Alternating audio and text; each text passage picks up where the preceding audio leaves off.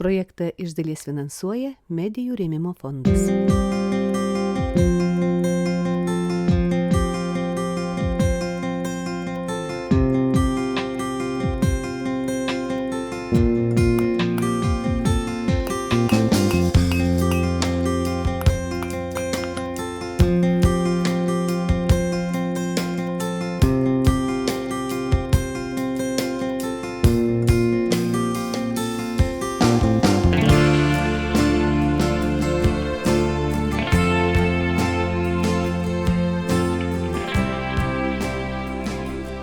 Kai dienos trumpėja, o metų ratas pasiekia virsmo tašką, į mūsų namus tyliai ateina kalėdos. Visą advento laikotarpį jaučiame jų laukimą ir stengiamės kuo šventiškiau joms pasiruošti. Vis dažniau atsigręžiame į tradicijas ir prasmių ieškome mūsų protėvių šventėse. O jie nieko nedarė šiaip sau. Viskas turėjo prasmę ir savitą simboliką. Vienas iš simbolių tai sodai. Tradiciniai šiaudiniai sodai, vienas archaiškiausių lietuvių tautodailės ir etnokultūros reiškinių. Jie ne tik namų puošmena. Sodas simbolizuoja pasaulio sandarą, kosminę tvarką ir žmogaus ryšį su gamta. Šiandieną tradiciniai šiaudiniai sodai vėl atrandami ir vertinami ne tik kaip tautodailės kūriniai, bet ir kaip gyvas kultūros paveldas. Juos kuria amatininkai, taip pat rengia mokymus visiems, kas nori išmokti kurti sodus. Tautodailininkė aukso vainiko laureatė Vida Sniečkuvienė jau kelis dešimtmečius kuria sodus ir sava patirtimi bei žiniomis mielai dalijasi su kitais. Vida Sniečkuvienė buvo viena iš Lietuvos delegacijos narių kelionėje į Botsvaną 2023-aisiais, kur lietuviškų šiaudinių sodų rišimo tradicija buvo įtraukta į UNESCO nematerialaus kultūros paveldo sąrašą. Na, o dabar visai neseniai tautodailininkė grįžo iš Indijos, kur Lietuvos ambasados Indijoje kvietimu Delyje surengė savo sodų parodą ir keletą kūrybinių dirbtuvių. Tik grįžus jos jau laukia suplanuotos kūrybinės dirbtuvės Juškų muziejuje, kitose erdvėse, taip pat ir čia Kauno kultūros centre. Taigi advento laikotarpiu Vida lydi sodai, reketukai, paukšteliai ir saulutės. Man tai adventas toks, labai laukiamas laikas. Aš tikrai labai mėgstu advento. Nes ir Dzūkėje esu pati ir kažkaip tą ramybės tokios norisi labai. Ir tas atrodo, kad ore visur tvyro ta tokia kažkokia kitokia visai nuotaika. Tokia rimstanti, romi. Tai to man labai norisi visą laiką. Ir tos visos giesmės advento, ir pasibuvimai, susibūrimai, ir aišku tie šiaudinukai, ir labai daug norinčių. Ir muziejuje, ir ne muziejuje. Ir iš Indijos tik tai grįžau neseniai, tai dar tos galvoj užė viskas ir ten visiškai kita patirtis ir tas didžiulis susidomėjimas mūsų šiaudiniais sodais. Iš tiesų, nes jie tokio dalyko nematė. Jiem labai stebėjosi. Didžiulį turėjo pasisekimą sodų paroda. Labai pasistengė, iš tikrųjų nuoširdžiai Lietuvos ambasada Indijoje ir ambasadorė Diana Mickevičienė ir ta pati erdvė muziejus labai gražus. Nacionalinis Dėlio amatų muziejus. Tai kai mane nuvežė, aš galvoju, kokia Dievo dovana, kad tokia muziejuje galima eksponuoti sodus. Prieš kelionę į Indiją laukia didelis pasiruošimas, sako tautodailininkė. Reikėjo pasiruošti medžiagą edukacijoms ir ruošinius sodams rišti. Aišku, aš labai stengiuosi. Aš prieš tai namie ištisus vakarus ruošiau medžiagą, karpiau, dėliojau, dariau tos visus reketukus, tas smulkės dalis, saulutes, liktariukus visus, angeliukus, paukščiukus, nes vienas angelų sodas, mano paukščių sodas, kuriam reikia 41 paukščio. Tai visus tos pakabinimus, aukštus, sakau, aš čia žieduoju paukščius, nes kiekvieną paukštį sužėdavau, kuriam aukšte. Kuris aukštas? 1, 2, 3, 5, 6. Tai mano vyras Arūnas sakė, aš nesuprantu, kaip tu suprasi, kur iš kur, ką reikia imti ir kur su kuo, ką reikia jungti. Aš sakau, aš viską užsirašau Ir aš tiesiog dedu viską į dėžutę atskirą nuo saldainių ir rašau, kas joje yra. Sodas tylus ir iškalbingas simbolis, primenantis, kad grožis gimsta iš paprastumo, tradicija iš gyvo ryšio su protėviais, o sodų kabinimas namuose tampa sąmoningų grįžimų prie šaknų, tylos ir prasmės. Sodai buvo ir viena iš Vidos Sniečkuvienės svajonių. Kai turi svajonę gyvenime ir kaip mano tos didžiosios svajonės nuo vaikystės buvo išmokti liaudies dainas, ir paskui, kai jau pradėjau lankyti Ratilio ansamblį pas Kelmickaitę Zitą, kai įstojau, tai 10 metų aš su ją buvau. Ir tada pamačiau sodus Rumšiškių muziejų iš tikrųjų. Ir man tai buvo toks stebuklas. Ir nebuvo kas mokina. Tokia buvo mažytė suvenyrų krautuvėlė netoli Pilies gatvės. Bet nebuvo mokytojų jokių. Tai aš tik tai mane pamokė tą reketuką, aš ką jūs šiandien mokinsiu. Pradžia sodo yra reketukas, liktariukas. Ir buvo lankytoja čia prieš kelias dienas atėjusi muziejų Juškų į Vilkijoj ir sako, mano mama darydavo ir jinai sakydavo pajankai. Sakydavo pajonkai, tai čia nuo Lenkų. Buvo įvairių pavadinimų, liktorius, mosių dongus prie Žemaitijos, ten kaip nors vadindavo, Dievo sodas, sakydavo.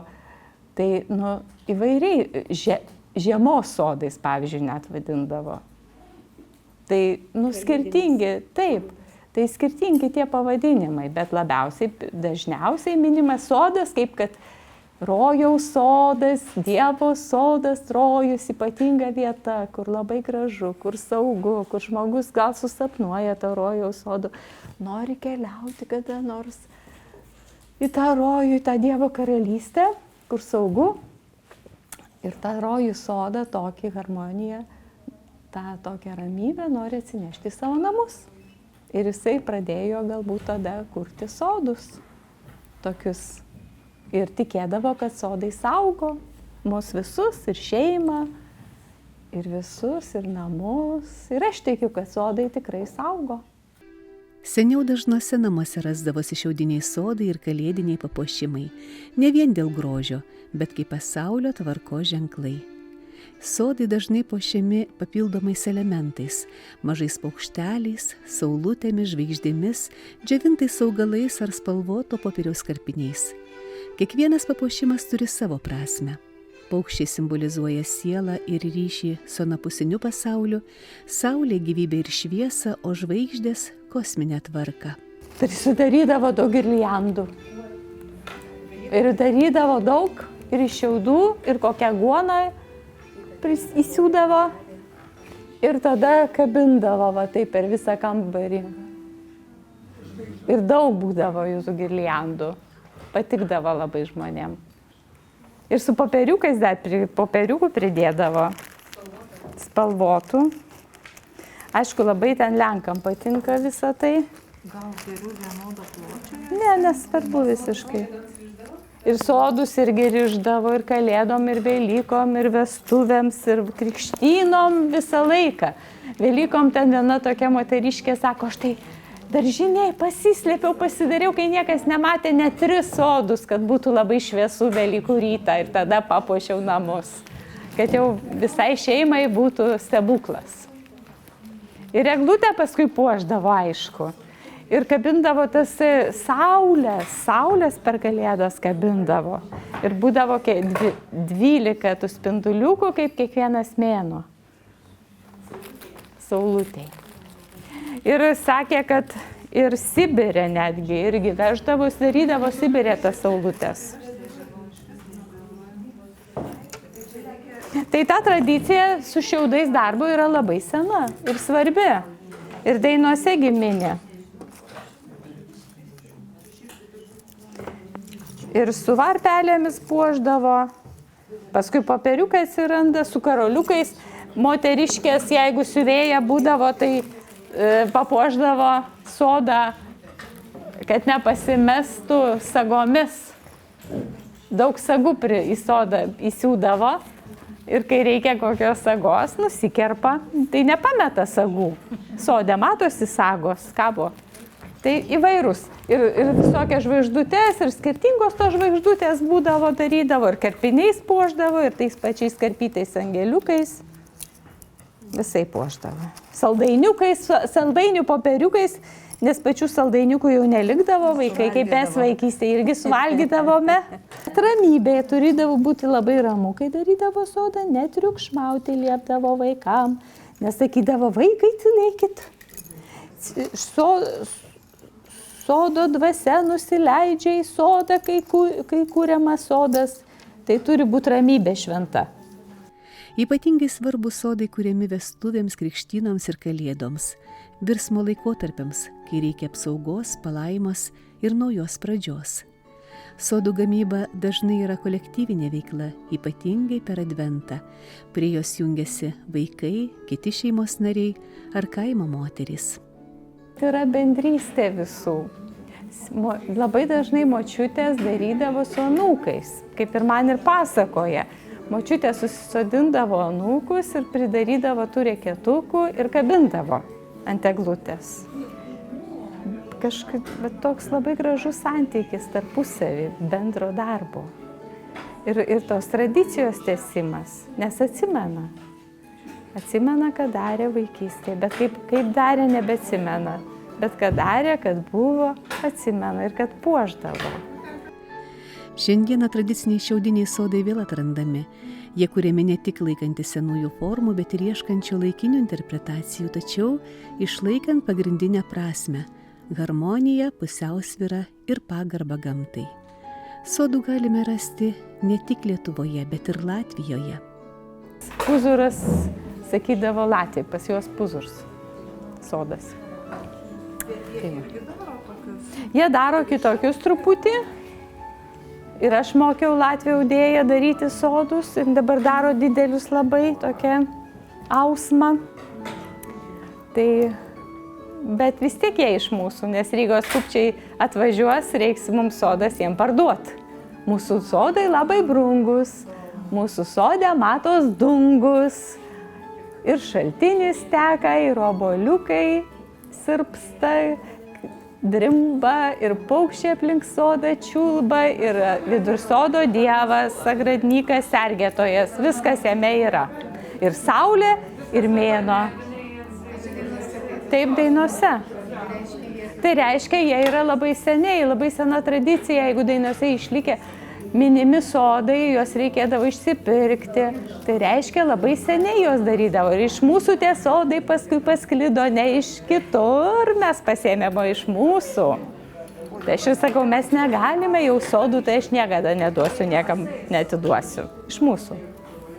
Iš mūsų jie pasėmė ir išmoko. Sodai ryšti visose Lietuvos regionuose, tad yra išlikę ir tam tikri regioniniai skirtumai. Tiesa, kai kur sodų tradicija jau nunykusi, sako Vida.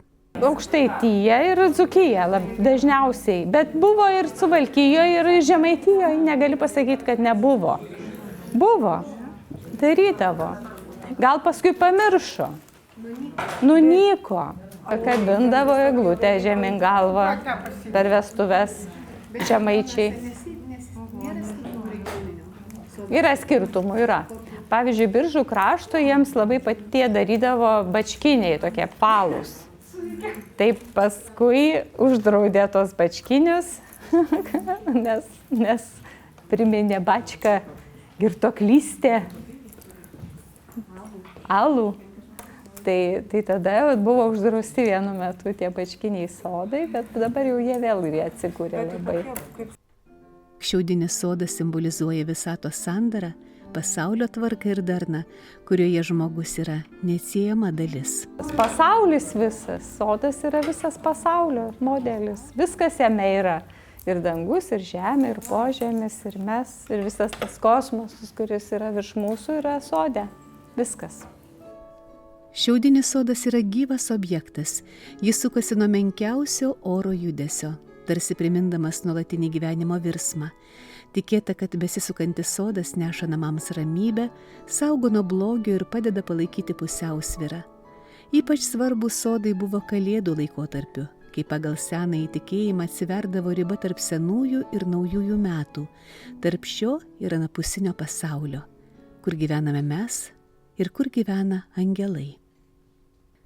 Pamatyti daugybę angelų persikelkime į Kauno tautinės kultūros centrą, kur tradiciškai per Adventą kauniečiai kviesti įprasminti didžiųjų metų švenčių laukimą ir pasitelkus savo kūrybingumą bei išmonę dalyvauti prasmingoje šventinėje akcijoje parodoje Laimina miestą angelai. Tai sena ir gilias tradicijas turinti akcija, kuri vyksta jau daugiau nei 30 metų. Tai darė visi miesto vaikai, visų mokyklų ūkdymo įstaigų mokiniai. Yra 26 mokyklos, virš 300 užsiregistravo dalyvių. Ir tai ne po vieną angeliuką. Ir mes juos daliname seneliam, dalinam bažnyčiai. Netgi šiais metais pirmą kartą po mūsų tradicinio folkloro ansamblių koncerto už girių Vytauto bažnyčioje mes išdalinome visiems folkloro ansamblių dalyviams ir susirinkusiems klausytojams, išeidami iš bažnyčios visi gavo po angeliuką. Ir aš galvoju, kad iš tikrųjų šitą akciją sušildo. Per visą akcijos Laimina miestą angelai istoriją, taip pat ir šiais metais, sulaukta darbų sukurtų įvairiausiomis technikomis. Šiemet dalyviai kviesti kurti miniatiūras. Šiemet pasirinkom temą miniatiūrų, kad būtų miniatiūra, kad galėtų žmogus pasimti į delną galbūt tą angeliuką. Ir dabar šitam baigiamajam renginy dainos mūsų tautinukų ansamblis, kanklininkai, nes lyg ir pasitinkam kanklių metus tuo pačiu ir darysim dar dirbtuves, kviesim vaikučius ateiti, pasidaryti ir išmokti išsikirpti savo angelą. Angelai galima pamatyti, čia yra ir piešti, ir grafika, ir molio, ir karpinukai, siuvinėti, aplikacijos, megzti. Iš tikrųjų, kai pasižiūri, šitiek išmonės yra taip smagu matyti, kad lyg ir tema viena, bet jis yra labai įvairiapusiškas ir čia skatinimas, aišku, ir vaikų kūryba atsiskleidžia, mums labai džiugu, kad galima padaryti įvairiai, per visus šonus, pažiūrėti, kokios technikos, kaip galima, kokie būdai. Manau, kad galima tiesiog dar ir pasimokyti, atėjus čia pamatyti, tikrai, juk ir išraižyti galima, dar kažkokių naujų technikų dabar yra galima nusipirkti, yra ir laminuoti, ir netgi tokių grotažinių būdų. Tikrai, aš tai sužavėta esu, mes labai džiaugiamės, kad šita akcija vyksta ir jinai dar tęsiasi ir dar visą šitą iki pat 3 karalių galima ateiti ir pasižiūrėti pas mus į parodą. Viena sesutės Justinos Gruodytės paroda, benediktinių vienuolės yra ir labai graži paroda tapybos, kuri taip pat tęsiasi iki 3 karalių. Ir tęsia angeluką. Ir tai yra vėl angelai, palaiminti angelai, angelo šviesoje, angelo globoje. Sesutė pati ir dainuoja dainas, ir kūrė, ir knygas, ir dienoraščius. Ir iš tikrųjų į šitą mūsų akciją labai smagu, kad yra ir paroda. Sesė benediktinė Justina Gruodytė Kauno tautinės kultūros centre pristato savo tapybos parodą Angelo šviesos paliesti. Autorė sako, kad mintis apie parodą gimė tarsi švelnus vėjo dvelksmas, su meilė savo gimtam miestui, Kaunui ir jo žmonėms. Labai džiaugiuosi, kad galiu su savo darbais būti čia ir kad gavau pakvietimą. Ir kad taip gražiai sutapo su būtent miestą Laimina angelai, šito nuostabiu projektą. Ir iš tiesų tai patys angelai, jie pirmiausia gyvena mano širdyje. Ir tiesiog, kai jie gimsta, tai aš juos tarsi ištransliuoju ant drobės. Ir dėl to kiekvienas angelas, jisai tikrai turi savo žinią. Ir tiesiog labai džiaugiuosi, kad ne tik tai pas save šiuos turiu bendruomeniai, bet kad jie gali tiesiog džiuginti ir čia būdami, džiuginti kitus, kurie čia ateina, kurie mato, kurie būna. Nes aš laiką tikiu, kad angelą mes kiekvienas mes turim savo. Ir kiekvienas angelas, kuris čia yra iš mano širdies, išskridęs, tai jisai iš tiesų neša irgi žinią. Ir kiekvienas gali kažką papasakoti ir pasakyti, kaip ir kiekvienas žmogus. Jisai irgi, tiesiog turėdamas savo angelą sargą, ir jeigu angelas, kiekvieno žmogaus angelas prabiltų, tikrai papasakotų labai daug gražių dalykų. O kitas dalykas, aš tikiu, kad mes kiekvienas sutinkame tokių žmonių, kuriuos mes irgi vadiname angelais. Ir aš kažkaip visą laiką galvoju, kad netgi žvelgiant ir į mano angelus galima išvelgti, pavyzdžiui, gal kažkur vaikas, nes aš dirbu su vaikais, ne? Vaiko akis, žmonių akis, arba kažkuris angelas, pavyzdžiui, mes matysim, ten yra toksai didelis paveikslas, kuris vadinasi Malda už Kauno miestą. Tai iš tiesų labai ilgai gyveno mano širdyje. Ir vieną dieną, kai sako, tu nešioji ir gimsta. Ir tikrai labai džiaugiuosi, kad galėjau jį tiesiog iškelti iš savo širdies ir tiesiog nutapyti drobėje. Ir kadangi nepaslaptis, šiais metais, būtent mes visus metus šventėm mūsų vienuolyno, Benediktinių vienuolyno 400 metų jubiliejų. Tai jame jūs galėtumėte ir pamatyti, kad aš per patį centrą irgi nupiešiau, kaip istorinį tokį įvykį mūsų bendruomenės, tai vartai, šviesa išeina ir aplinkui Kauno tam tikri akcentai. Tai tarsi tiesiog buvo iš vidaus pakvietimas, kad angelas savo sparnais apgaubtų visus Kauno miesto žmonės.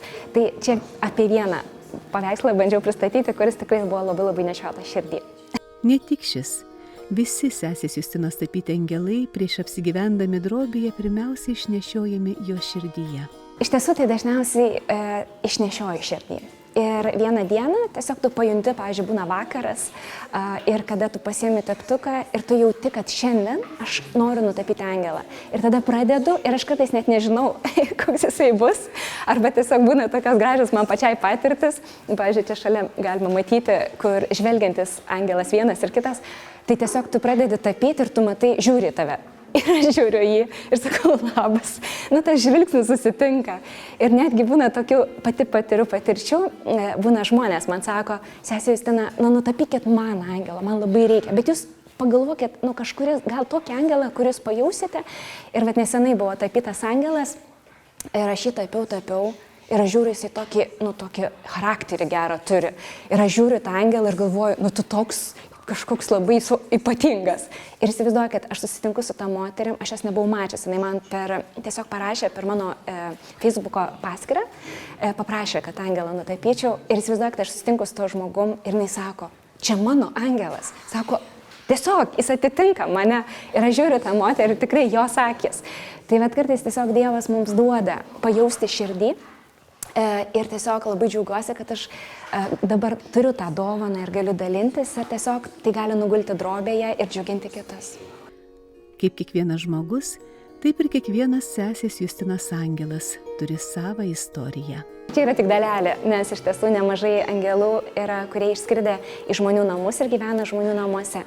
Nes aš manau, kad paveikslas, jeigu jisai atranda namus, jis tada jau pradeda gyventi. Ne? Jisai tiesiog ten, kur yra pa žmonės namuose, ten plaka širdis. Ten tas angelas, jisai dar labiau įgauna tą namų atmosferą ir tų žmonių širdį. Ne?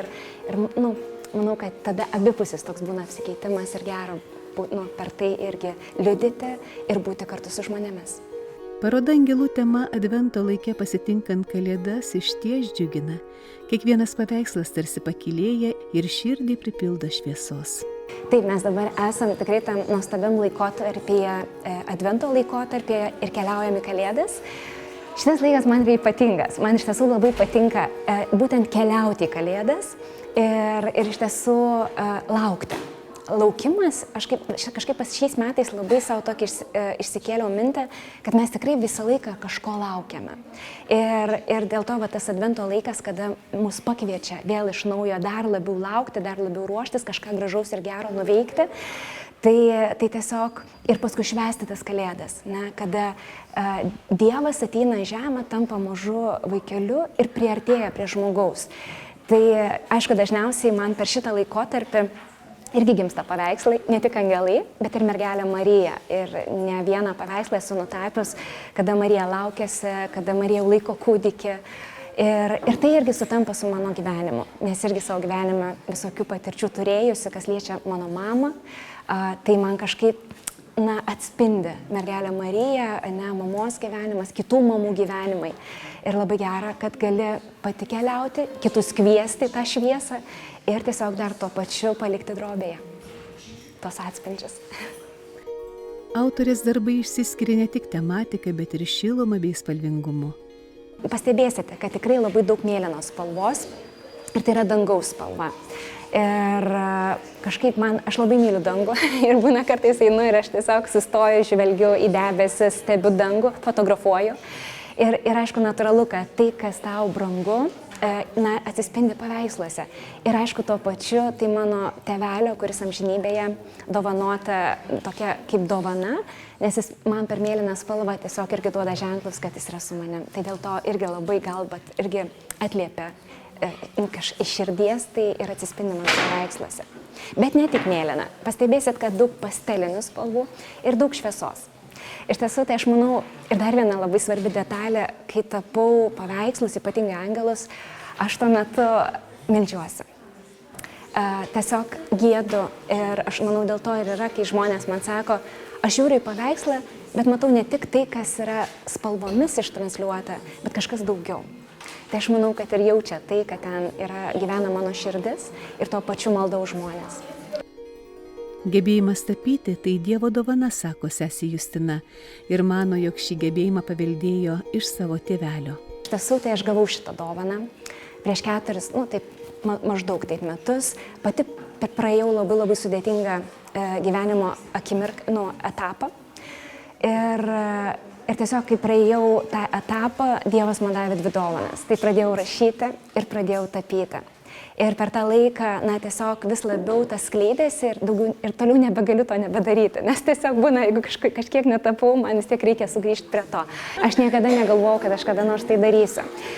Tik tai, kai mano tėvelis iškeliavo į amžinybę, aš tiesiog atradau jo jaunystės paveikslų, nes mano tėvelis buvo dailidė. Ir šiaip mėgdavo meną labai ir pas jį tikrai nemažai dalykų atsispindėjo, pavyzdžiui, per medį, per tam tikrus darbus, kur, pavyzdžiui, jis darydavo, tai ir aš atradau paveikslų, tai aš galvoju, kad gal tiesiog kažkokia dalelė vis tiek buvo užslėpta, tik praėjus tam tikriems dalykams tiesiog atsivėrė, nes tiesiog buvo suteikta galimybė. Kasdien sutinkame šviesos nešėjus, paliekančius gerumo pėdsakus mūsų širdyse. Juos aš vadinu angelais, sako sesė Benediktinė Justina Gruodytė. Jų skleidžiama šiluma, nuoširdumas ir pagalba tarsi paliečia mus nematoma šviesa. Angelai tai dvasinės būtybės, kurių negalime pamatyti, bet galime pajusti jų buvimą savo gyvenime. Jie turi savo paskirtį, atlieka misiją, kuri neretai pasireiškia per gerų žmonių darbus. Jie atkeliauja netikėtai, kartais tylūs ir nepastebimi, bet visada su misija – atnešti viltį, ramybę, meilę. Norėčiau palinkėti iš tiesų, kad pirmiausiai stabtelti, įsiklausyti savo vidų ir tikrai pajusti, kad Dievas mane labai myli. Nes Kalėdos man tai yra tas Dievo artumas ateina į mano gyvenimą ir tikrai leisti užgimti tai meiliai mano širdyje, tam tikram džiaugsmui, ramybei ir aišku visiems palinkėti vilties, taikos ir tiesiog patiems savo gyvenimu irgi liudyti tą šviesą, kad kiekvienas, kuris susitinka su mumis, irgi galėtų tiesiog patirti tą šviesą, kurią aš savyje nešu, nes kada aš leidžiu šviesai užgimti manyje, taip žmogus gali susitikti Dievą, kurį mes tiesiog prisimenam ir minim per Kalėdas kūdikėlio Jėzaus gimtadienį. Jis tokiu būdu priartėja prie mūsų, kai mes leidžiam taip pat ateiti ir apsigyventi mūsų širdise. Tai ir noriu ir palinkėti, kad tikrai mūsų širdise gyventų tas tikras džiaugsmas, ta tikra ramybė, viltis ir kad tuo galėtume dalintis su kitais. Lai sesės Justinos mintys paliečia ir sušildo kiekvieno širdį šventų Kalėdų laike ir kiekvienoje dienoje. Džiugių ir šviesių jums švenčių.